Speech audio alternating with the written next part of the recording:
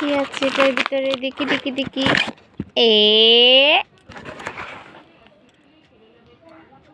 Cleanser.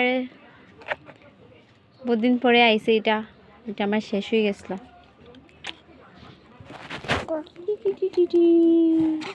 কি কি এসেছে? খুবই ভালো, এটা স্কিনের জন্য খুবই ভালো। আমি তো অনেক দিন থেকে ইউজ করছি, খুব ভালো।